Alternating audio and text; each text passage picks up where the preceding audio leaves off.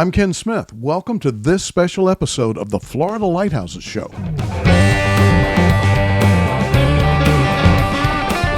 April is National Volunteer Month. To celebrate, I recently interviewed John Mann, lead docent at Ponce Inlet Lighthouse and Museum. He was the model for this t-shirt, which we used at the 15th anniversary of the Florida Lighthouse Association. That was 15 years ago. Features John in full lighthouse service uniform, lighting a wick inside a Fresnel lens. I asked John how he got interested in the lighthouses. I blame all of this on my wife. Jackie was a fourth grade teacher, and before we retired to Florida, she had a class trip planned to the Sandy Hook Lighthouse in New Jersey, down the Jersey shore.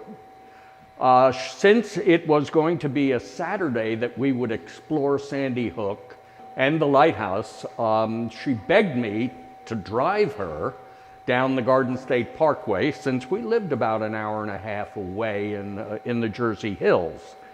I did. We visited the Sandy Hook Lighthouse, and about 1,700 lighthouses later, we are here now as our home base. I've been the lead docent for about 15 years. I've volunteered here for about 20 years, ever since my retirement.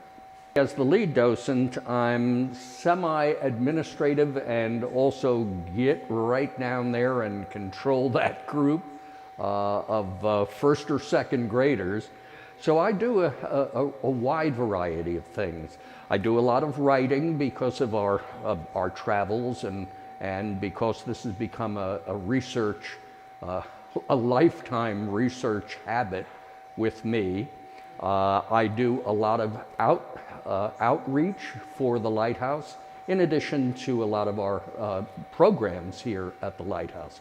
I also have a hand in developing programs for not only our educational outreach, but also for the wide variety of people, libraries, social groups, civic groups, that sort of thing.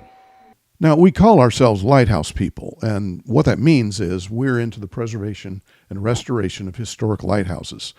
But we also volunteer a lot of hours, and we will drive out of our way to visit and hopefully climb lighthouses everywhere.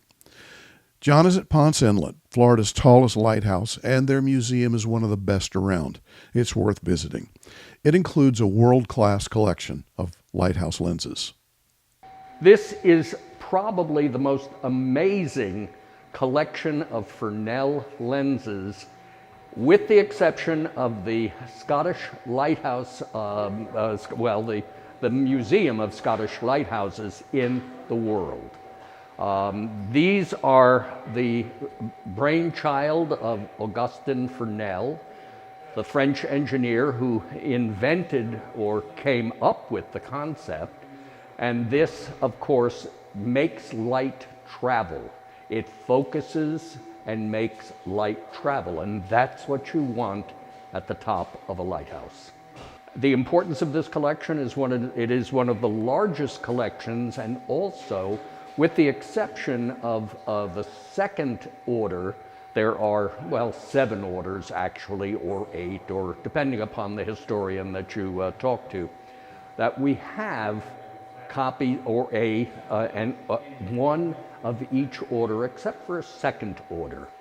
That's one thing. And the second thing is that we have a great exhibit as you walk by the lenses, a great explanation of how these were lit from the very beginning using whale oil to current, which of course is electricity. I asked John about the importance of volunteers. Extremely important. We deal with a lot of tour groups. Many of them are school tour groups, local, and some of them travel quite a bit to get here. And we cater to every age of tour groups, and we do it, I think, very well. Many of us are former educators, ourselves, and we apply some of those skills to touring. We are always looking for people to volunteer.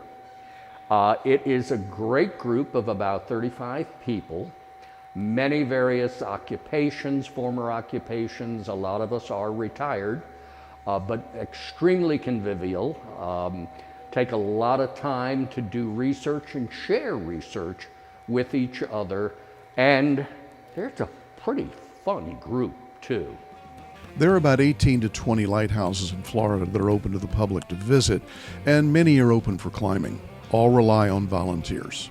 Thank you, John Mann, lead docent for the Ponce Inlet Lighthouse and Museum, and thank you to all the folks that volunteer for local lighthouse preservation groups and the volunteers that make up the Florida Lighthouse Association.